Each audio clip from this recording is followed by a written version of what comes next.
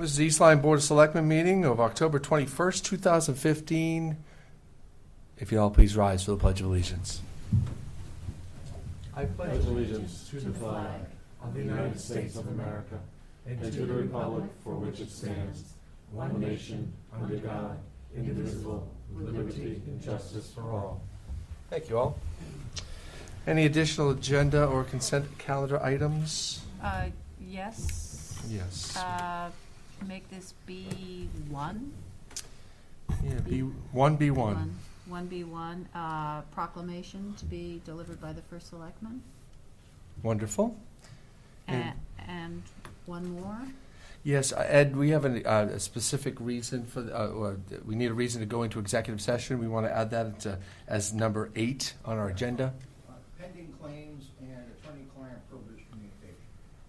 Okay, to enter into executive session as item 8 to discuss pending claims and attorney-client privileged information. Great. That's a motion. Second. It's been seconded. Any comment? All in favor, say aye. Aye. Any opposed? Any abstain? Great. So we're just changing the agenda that you have in front of you. What we've just done is added in the opportunity for us to give a proclamation before we get into the meat of our business tonight, because gosh knows we wouldn't want to put it at the end.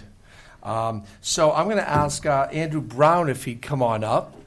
And parents, you can take pictures. That's what parents do best. Get those iPhones out. So Andrew, I'm gonna speak into the microphone over here because there are people at home that, believe it or not, watch this. So, You're going to take a vote to add the additional agenda items? all in favor, say aye. Aye. Oh, we did. No? Okay. Any opposed? Any abstain? The ayes have it. Thank you, Joe.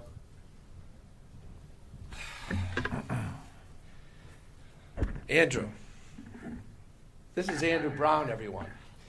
Andrew was a lifeguard on one of our beaches this summer, and I stood before our citizens and before the select board earlier this year when another one of our lifeguards who worked with Andrew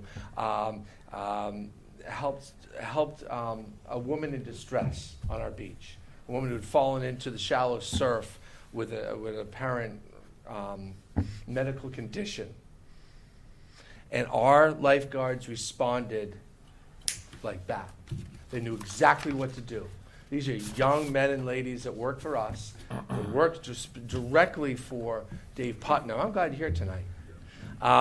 That have the training, but have the responsibility, have our trust, and actually get the job done. These aren't professional lifeguards. These aren't, these are teenagers that we screen very carefully, and we find the best of the best. Dave has an amazing job of getting to helping his whole crew, picking the right people, training them, and putting them down there and coupling them together, partnering them together. And what we had was a response for this poor lady in distress who was there with her friend, enjoying just a beautiful late June, early July day. And I was down there only minutes later, and I was darn proud of you. I was darn proud of what you and Mr. Opsel did. So I'm going to read a proclamation in honor of our gratitude and in honor of Andrew Brown. Whereas Andrew Brown is a second-year lifeguard at McCook Point Park, and his core values of high ideals, respect for self and others, and dedication to his position help to improve lives and better our town.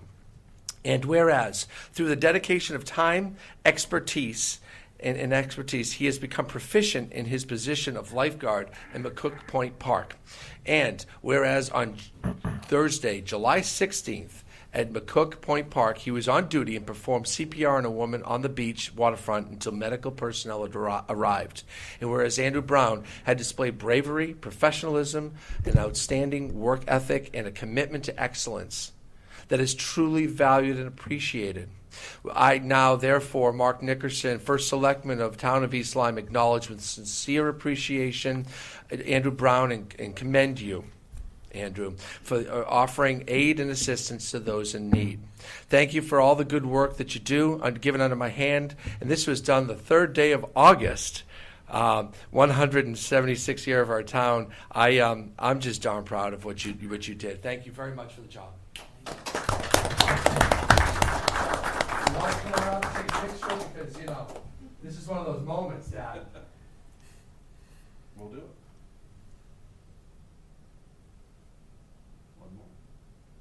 Thank you very much. Just turn this way, come over a little bit, so you're, at least get on the TV, the two of you. There you are. Camera's right there. Yeah, All right, okay. so we can wave at home. Okay. Yeah, okay. All right, we got it. Thank you. Good job, Andrew. We train our lifeguards, and there's a dozen or so down there, and rarely do these first aid responders or lifeguards need to perform this first aid. But when the time comes, it's really good to know the training kicks in, the professionalism kicks in, and again, we were all down there. We breathed a sigh of relief when we knew that you guys had control of the situation. You took command of the situation, and what could have been an even worse situation. And even worse, the town did its job to try to extend, first aid to this woman. She had a major medical issue, and she didn't make it, but it wasn't as a result of anything our lifeguards did. In fact, our lifeguards prolonged the situation so that medical aid could come and she could get to the hospital where, the professionals, the ones that do this for a living, or administering first aid. Thank you very much, Andrew.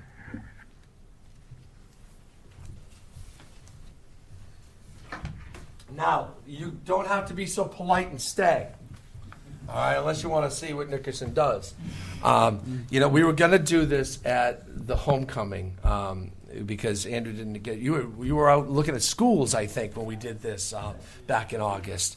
Where are you looking to go to school? Duke is my number one, and then University of Virginia. Duke and University of Virginia, for those at home and didn't get a chance to hear that. Good luck, sir. And you know what? If you need anything from me on those applications, you let me know, okay? Not that I carry a lot of weight, but, congratulations. We were going to do it at homecoming, and then, of course, Andrew was on the football team, and between the homecoming and the cheerleaders and the band taking the field, we just thought this is the appropriate place to do it, and our hat's off to you. Thank you. Thank you. Delegations is next on our agenda. Thanks, Browns. Mr. Mingo?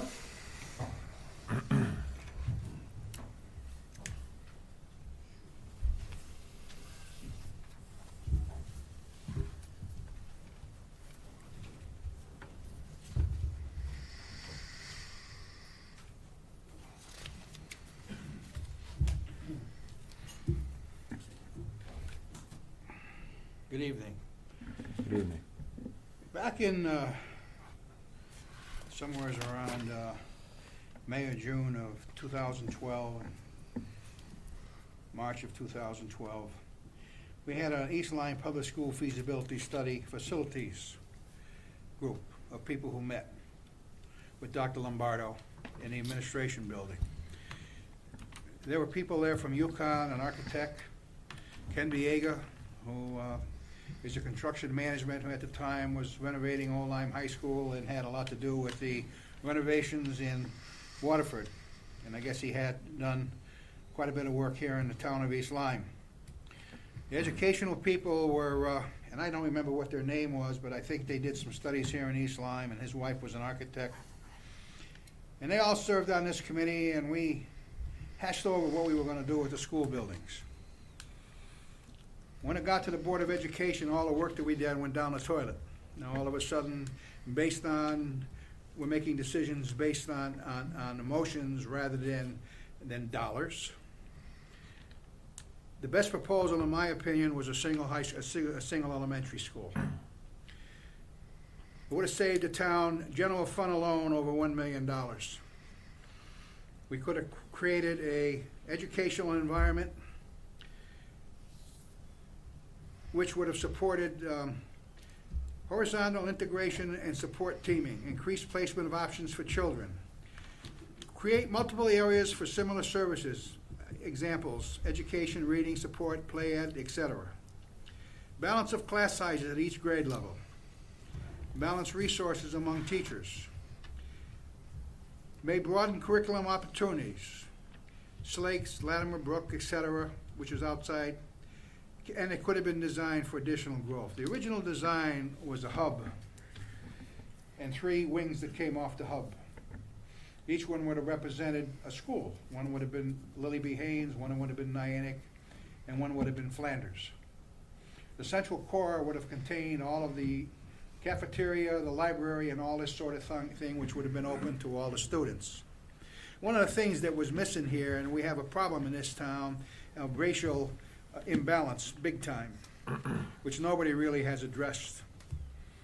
We have an overabundance of Orientals and people from Middle Eastern countries that some schools don't even see these kids.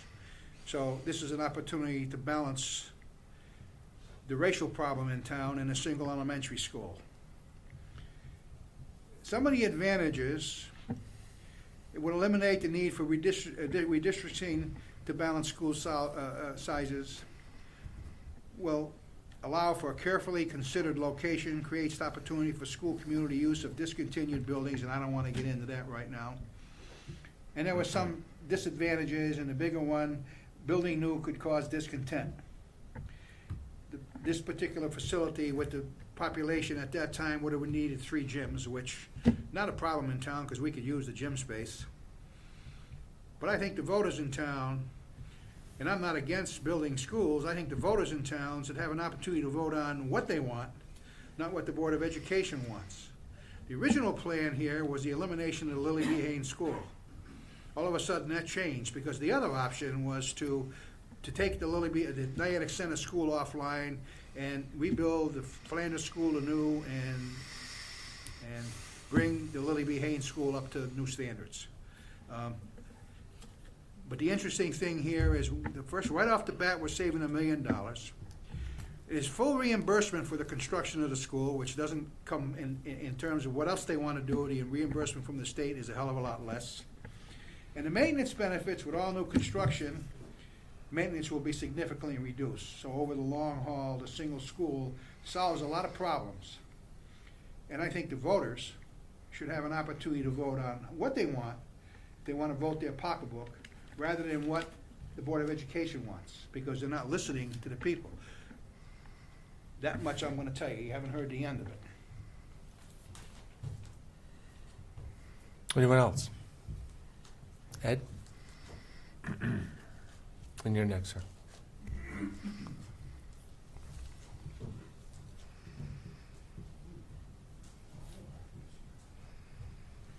Good evening. Edgar Rios, 22 North Pine Street, Saunders Point, Niantic. Just yesterday, I had the opportunity to tour the Lily B. Haynes School, and I met with Dr. David Miko and James Good, who is the custodian. Now, I realize this school was built in 1957. I'll also tell you I went to school there. And I was very pleased to have a tour of the school and to see that the school, to my mind, is in excellent shape. Very well maintained, thanks to James and his staff. And it's a beautiful facility. And I was here 2 weeks ago, and there was some concern about the possibility of getting rid of that school, maybe turning it into a police department, maybe using for expanded hall, libraries and whatnot. My point is, I think it's a beautiful school. It has a nice campus layout, being close to the middle school. You have close proximity to the library, to the other facilities there. And I think it would be a real shame to do away with that school. Now, I don't know if there's been any changes in plans, but that's just my observation from seeing the facility. It's absolutely a great opportunity for the kids to go there. They seem to be very happy. Dr. Miko is an amazing person. He has a great rapport with the children, and I was impressed. Has a beautiful gymnasium, and I see no reason for any consideration to be given to removing that school from our system. I don't think it's necessary. That's my opinion. That was the first thing I wanted to talk about. Second thing I want to talk about tonight is, last time when I was here, I made a statement in which I'd like to apologize for, which was incorrect. I said that it was my understanding that a permit had been issued for by the DEP for the installation of a floating dock at the town ramp in Grand Street. Subsequently, I have been informed that this permit was not issued. In fact, it wasn't even submitted for an issue. Couple of reasons. I came last year and made the proposal that we should put that dock in there. Somehow it didn't get into the budget for this year, and the permit was never issued. I hope that there's continuing support to move forward with issuing or asking DEP for a permit to put that dock in. And I also hope that for the next fiscal year, funds are approved so that that dock can go in.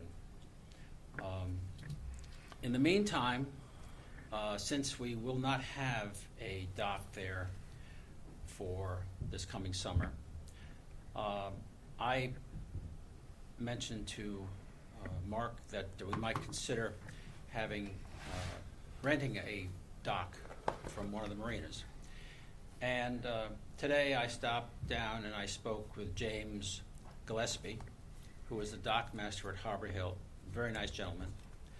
And I asked him about having the opportunity to rent a slip at the dock, at the Harbor Hill, for a town dinghy dock.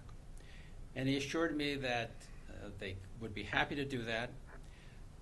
He presented the very first dock on the right when you come down the ramp. It's a beautiful floating dock. Would hold several dinghies coming in there, kayaks, canoes, whatever. And their price for that dock was $2,500. So that's the regular retail price. Now, whether there's any negotiation with the town or not, that's something else. I'm not sure about it. But that would be something you could certainly discuss with Chuck Keith or James Gillespie to see if that would be a possibility. But I think in lieu of the fact that we will not have any floating dock and dinghy dock at the Grand Street ramp this year, this might give us an opportunity to have a dinghy dock for the town, for the guest boats that come into the river. I know for a fact there are 2 yacht clubs that have moorings in the river, so they come into the river and spend time here, and they want to come ashore. And right now there's no place for them to come ashore. And this would give us an opportunity to showcase the town when they have the Nyannick Day in July. Great opportunity for visiting boaters to come in. Like if you go to Greenport, for example, they have the Fall Mariners Day, and that is sort of like what we do here in July, and you cannot get into the town because there are so many people that come by boat to see that Mariners Day. So we have an opportunity. I think we know a lot of people come that evening for the fireworks on that weekend. I think more people would come if they thought they could, get ashore, go to the restaurants, whether it's that weekend or other weekends, the shops, the theater, the stores, place for coffee, breakfast, whatever. There's so many opportunities, I think we're missing here. And all we have to do is put a dinghy dock in or make a dinghy dock available for these yachtsmen. And I think you'll see that it'll be used. That's all I have. Thank you very much. Thank you. Sorry.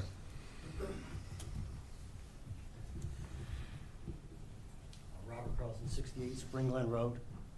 I just wanted to make a comment on the last time I was at the meeting. I could hear some statements like on Gateway. It really should be irrelevant whether people are tenants or they're condo owners. You know, it's really, there should not be residents or residents. So, you know, you really should not look at something like Gateway saying it's an apartment or it's a condo. The people that live there are residents just the same, and they should just be thought of just in that way. That's really all I wanted to say. Thank you. Thank you, Robert. Thanks for coming out tonight. Anyone else? Come on up.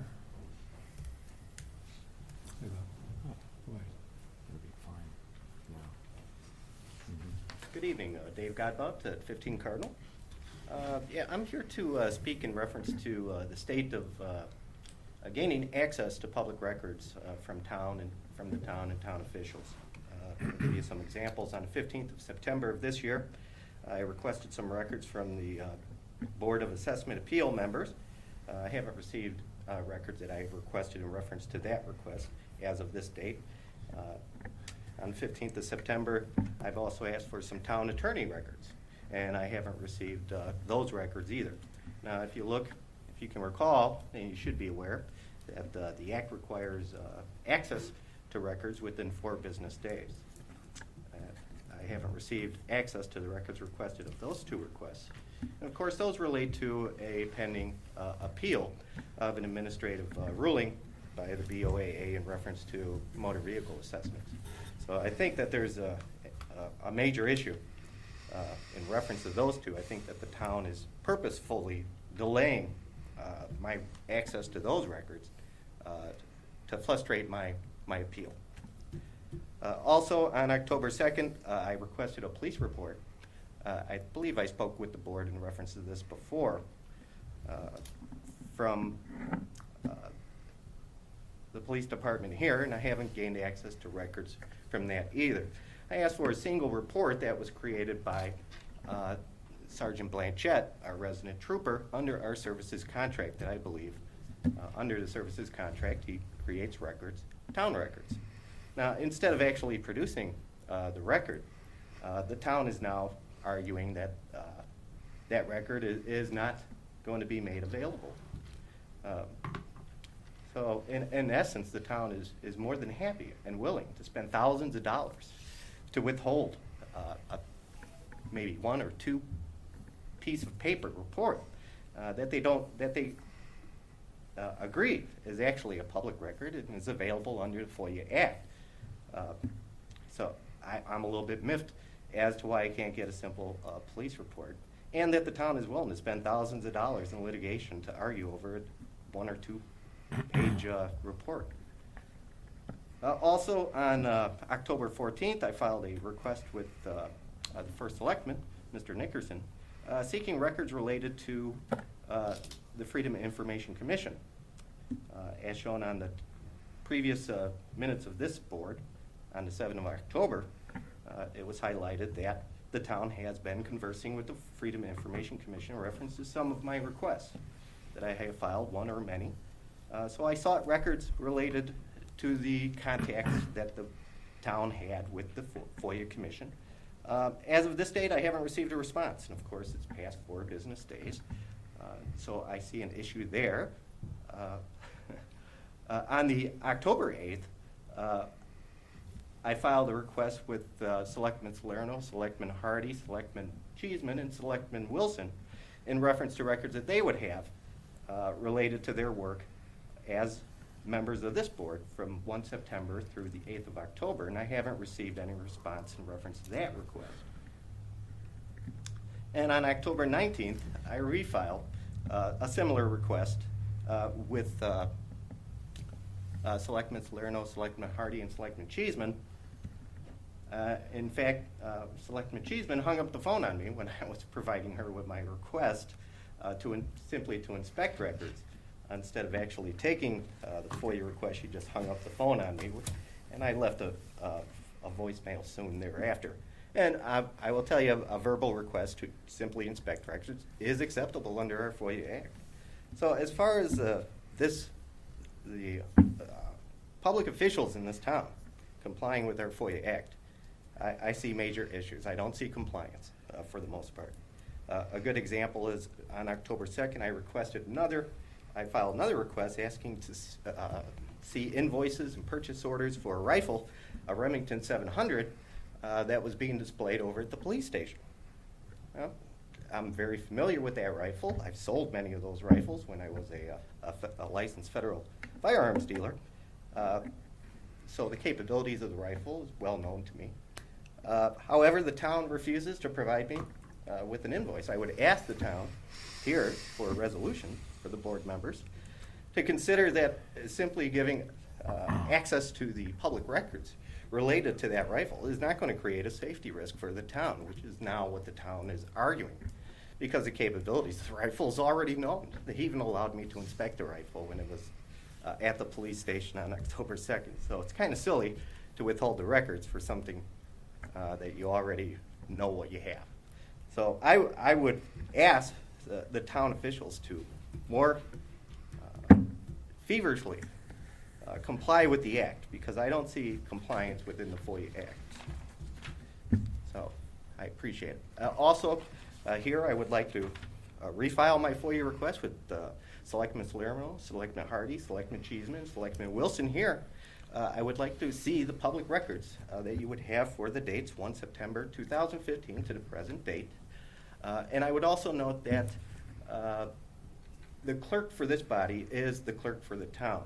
Under the FOIA Act, the public records that the various selectmen that I have noted create, receive, or otherwise have in their possession needs to be provided to the clerk. I have spoken with the clerk, and I have tried to get the records related to the selectmen from the clerk's office, because the clerk should have those records in accordance with the act. But the clerk doesn't have those records, so I'm forced to contact each individual member itself.